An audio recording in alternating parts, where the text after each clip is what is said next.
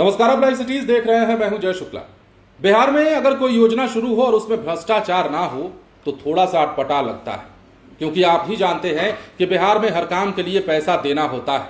बिहार में ऐसा कोई काम नहीं, सरकारी काम नहीं, जहां आपको पैसे ना देने पड़ते हो या फिर आपसे पैसे की डिमांड ना की जाती है। अब ये तमाम बातें इसलिए क्योंकि बिहार में महिला रोजगार योजना की शुरुआत के साथ ही घूसखोरी और भ्रष्टाचार के जो मामले सामने आए हैं, उन्होंने इस योजना की साख पर सवाल खड़े कर दिए। बिहार में किस प्रकार की धांधली और किस प्रकार की लूट आम जनता के जेब पर होती है, उसकी बानगी आपको भी दिख जाएगी जब आप ये खबर 2 मिनट का समय निकालकर सुन लेंगे। अब आपको पता है कि सरकार ने बिहार की महिलाओं के लिए क्या योजना बनाई है और किस योजना का ऐलान किया है। महज 2 दिनों में 40 लाख से ज्यादा महिलाओं ने आवेदन भी दिया है, लेकिन उससे पहले आपको यह जान लेना चाहिए कि मुख्यमंत्री रोजगार योजना के तहत महज 2 दिनों में जो आवेदन आए हैं उसमें बड़े भ्रष्टाचार भी निकले हैं। पहली किस्त के रूप में 10,000 रुपए देने का वादा हुआ है। कई जिलों में आवेदन के नाम पर पैसे मांगने की शिकायतें सामने आई हैं। गया, सीतामढ़ी और पश्चिम चंपारण में जीविका से जुड़ी कर्मियों पर कार्रवाई हुई है, तो वहीं गया जिले में 2 महिलाओं पर प्राथमिकी भी दर्ज कराई गई है।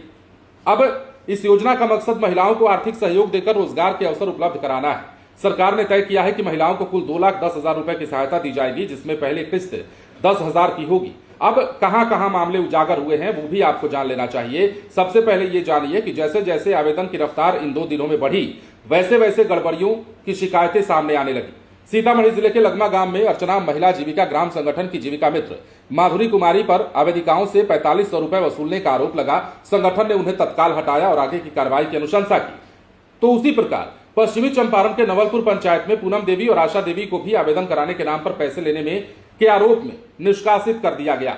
सबसे चौंकाने वाला मामला तो गया जिले से सामने आया, जहां के नौरंगा में भारत जीविका महिला विकास स्वावलंबी सहकारी समिति से जुड़ी 2 कम्युनिटी मोबिलाइजर रेखा देवी और इंदु देवी प्रत्येक महिला से आवेदन कराने के नाम पर 500 रुपए मांग रही थी और यह पूरा मामला कैमरे में कैद हुआ। वीडियो संगठन की सचिव मनीषा सिन्हा तक बात पहुंची, जिन्होंने तुरंत गयाजी मुफस्सिल थाने में दोनों के खिलाफ एफआईआर दर्ज कराई। पुलिस अब इस मामले की जांच कर रही है। अब आपको पता होना चाहिए कि अब तक ये योजना मुख्य रूप से ग्रामीण इलाकों तक सीमित रही, लेकिन 10 सितंबर से शहरी क्षेत्रों की महिलाएं भी इसके लिए आवेदन कर सकेंगी। आवेदन प्रक्रिया के तहत पहले महिलाओं को जीविका समूह से जोड़ा जाएगा और उसके बाद नगर निकाय स्तर पर निर्धारित संगठन की बैठक में जाकर महिलाएं औपचारिक आवेदन करेंगी। अब योजना की शर्त यह है कि आवेदन करने के 8-10 दिनों के भीतर पात्र महिलाओं के बैंक खाते में पहली किस्त की राशि भेज दी जाएगी। मुख्यमंत्री महिला रोजगार योजना का उद्देश्य है कि राज्य की महिलाएं रोजगार के नए अवसर तलाशें और आत्मनिर्भर बने।